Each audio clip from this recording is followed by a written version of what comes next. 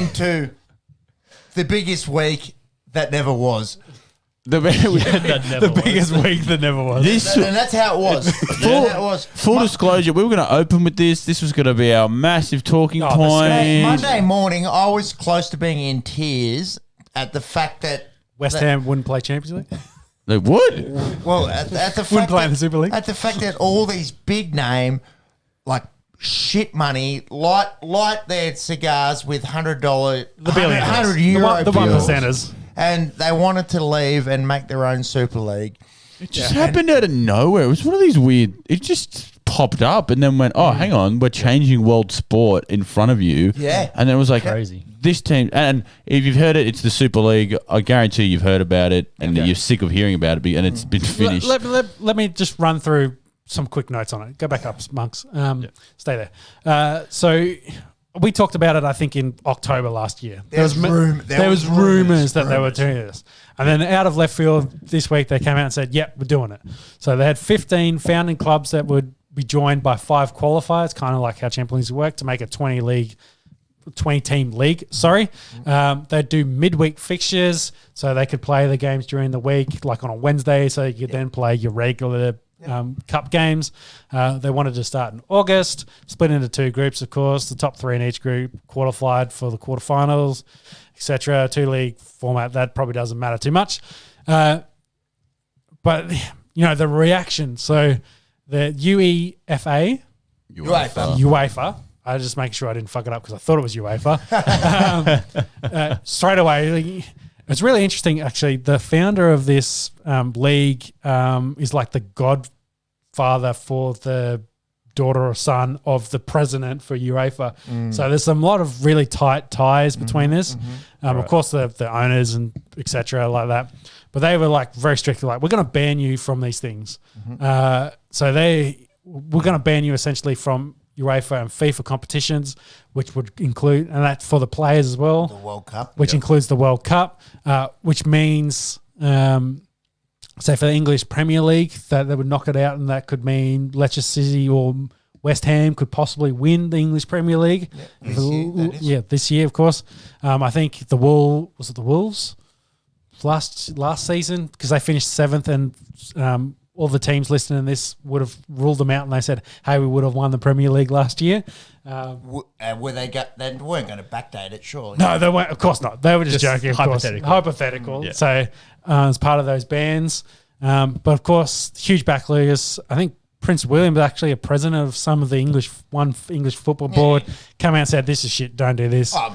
Name the famous person / influential person. Find someone who supported Boris Johnson. It. That's actually what I was Boris looking Johnson, for. The billionaires, of Macron. Like everyone was coming out and just going, mate, this will absolutely kill football. Yeah. So UEFA was suggesting Man City, Chelsea, and Real Madrid, the 3 of the 4 semi-finals in the Champions League, would be immediately booted out, which would mean was it Bayern Munich is the only one left, would have won the Champions League, or they get the 3 clubs that just got knocked out coming to the Champions League. So it was like madness. We're talking about madness for a couple of days. Leeds players were sending fans sent messages to Liverpool. The Liverpool coach came out and said, it's okay, whatever, but this is shit. Like, what are you doing with Champions League? Not backing it. But of course, just scroll down a little bit, Muggs. Oh, sorry. None of that's interesting anymore. Managed to mention. What was interesting, there was no French or German clubs involved in the initial, say, 15-team Super League. Of course, they probably knew what was coming. German clubs, majority ownership is to the fans. And a good algorithm, I think. That 50. Did you look into it? That 50+1 rule. Very cool. I love that. So they should all be like. Yeah, really, honestly, because then any major decision you have to let your fans jump on. There wasn't a single fan who thought, "Oh yeah, this will be cool." No, fucking no. And that's why they were having riots in the streets in England. Well, let me put it like this: the product, in theory, is a good idea. You get the best teams and the best players playing against each other on a regular basis. No, it saturates it. I think it would be boring after a year or 2 years. I genuinely the thing that makes Champions League so cool is that you have to qualify to be there. Not only do we have the best players there, but they have to work to get there. Just to be able to rock up and have a schedule every couple of weeks. I'm not trying to defend the Super League. They did, of course, have the 5 qualifiers, which were probably across those 5 leagues. The top guy that finished that wasn't one of these 15 would be included in that process. But I agree that the Champions League format is probably better, and UEFA was going to announce some actual changes in that to help support, some of the ideas that they wanted to do in relation to Champions League to try and make it better. I don't think any of that stuff's officially been put in place or anything like that. But the basic premise of the idea of you want the big clubs playing with the best players, that makes sense. I agree with the other point of there's no real passion. You look at State of Origin versus All-Star games, there's no passion in that stuff because it's just there, it's just the game. So it's just like whether you're getting good, the idea is good, but the quality of the product might not be good and it might not last. So I do like the idea, like you say, of the Champions League of getting those guys, like say West Ham, for example, work their way into fourth. They've held on to fourth and they get to play Champions League next year. Pepsi has the floor. So are you defending 6 English teams being in this competition year in, year out without fear of relegation? Arsenal, who have been stink for many years, and you're just going to guarantee that you're always in this top flight just because you've got a bit of money? No. It's not the kind of the. I'm saying the basic premise of the idea: biggest clubs, biggest players, to create something that play more regularly. That's a good idea. They wanted 15 to 16 of the top clubs in Europe to be guaranteed every year to be regardless on performance. Yeah, I don't care about the guarantee. I'm just saying the very, very basic route, the small piece there of best players playing against each other on a regular basis. That's a good idea. I'm fine with that. But I the other shit, like you're guaranteed you're never going to get knocked out of this league. No regulation. I'm not a huge fan of that, especially 20 years down the track. These teams are all stink, and the best players are playing at other clubs. Yeah, this just folds. Yeah, so the idea is you're trying, not the World Cup as a direct comparison, but you want those best players on the world stage playing against each other on a regular basis. But I don't know how you do that successfully. But not being able to do that is part of it. Like you can't assemble the 11 best players and stick them in a team. You don't have the best team playing it. Like there's no all-stars. Porto, Leicester won the Premier League. Like that was the best thing that ever happened in sport. Not a single one of them was one of the best players ever. Like massive outside. Honestly, one of the best things in sport with that. There were 5,001 shot. Mm-hmm. Like that is just, it's just not sport to do it. It just was so, and what it appears to have been was just a flex to UEFA to say, look what we can do. Yeah. Look what we have the ability to do. Power of the we could clubs. Completely fuck you up unless you do what we want to do. The whole thing was, these teams bring in the most money, which they do. They have the best players. They have the biggest supporter base. Yeah. They bring in the most money. So they should get the biggest cut of the revenue. They can't in the Champions League if not playing in the fucking Champions League. Yeah, well, because they're not fucking good enough. United, you're not good enough. So you don't belong in the fucking Premier League. In the Champions League, sorry. So you shouldn't get that revenue.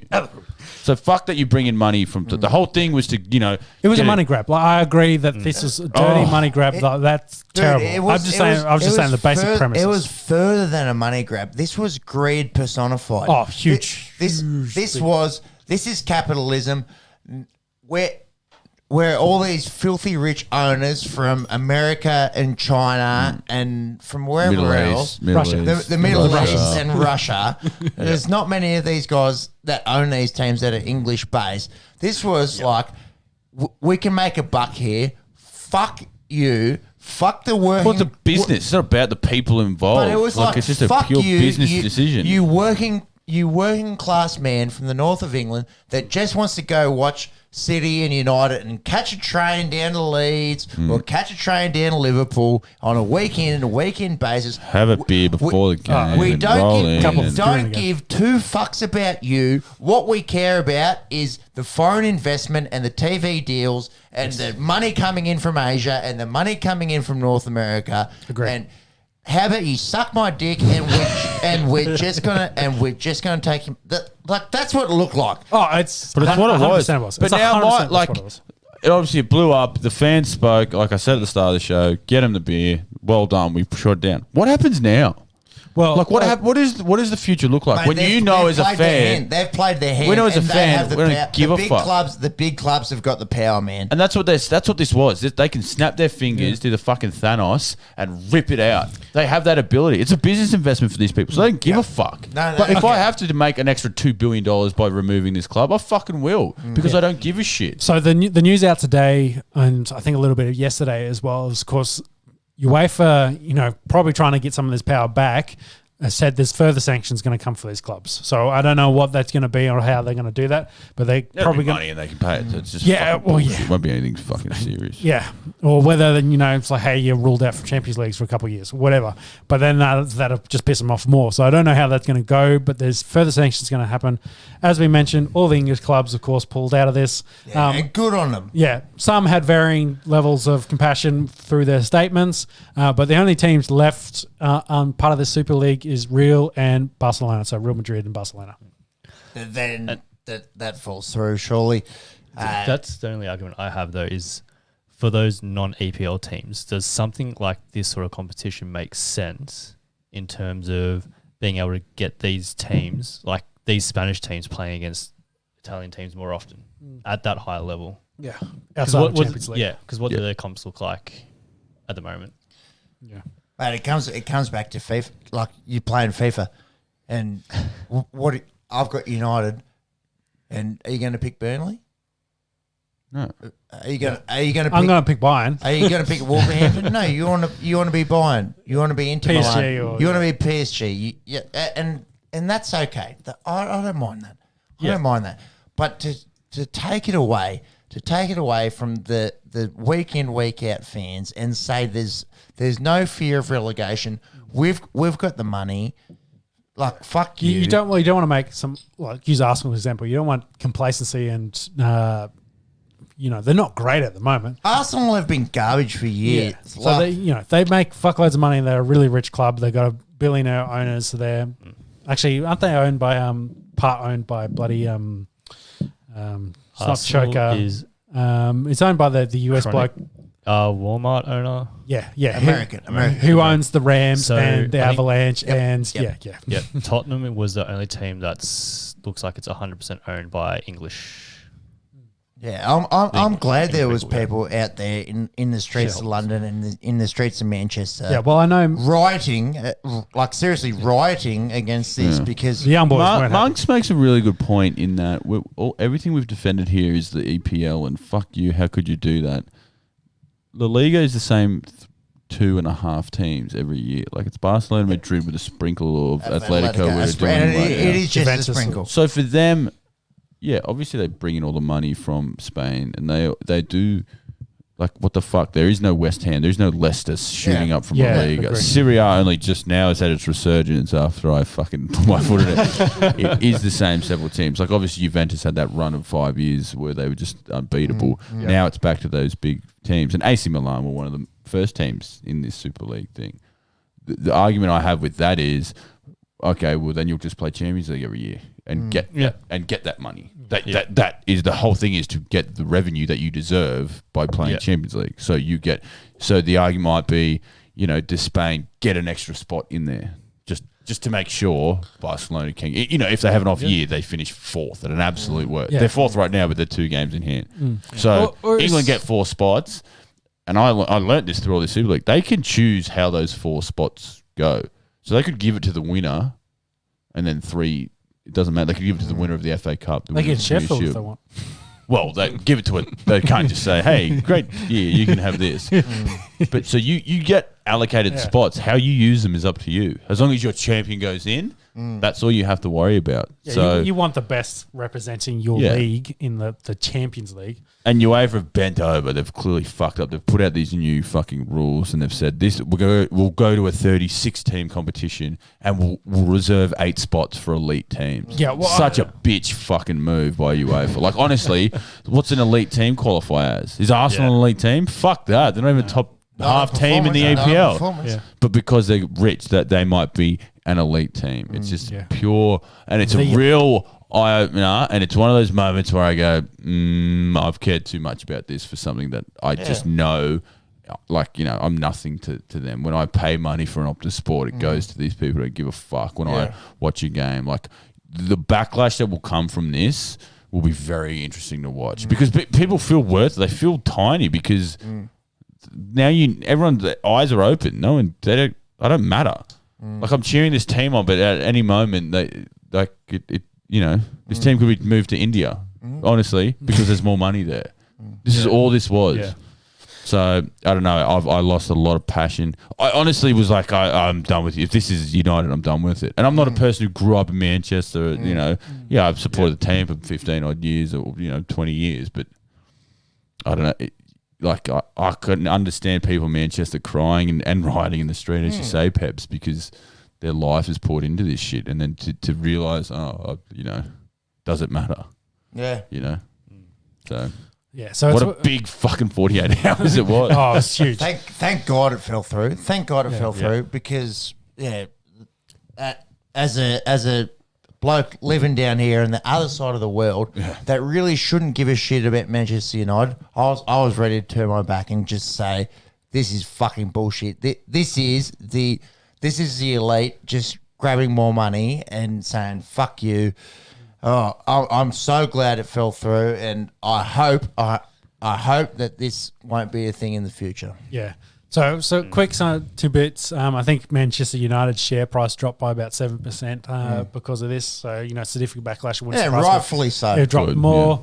It'd be interesting to see what sanctions come out of this for those clubs and whether UEFA slaps them on the wrist or whether it goes after them. They won't because they know. Because fuck, what are you going to do? Slap on the wrist and they'll do some other shit. They'll give them a fine that they pay out of their back pocket, and it doesn't matter. Yeah, well, whether they bring them back to the table and it's like, right, I know you want to do some other shit.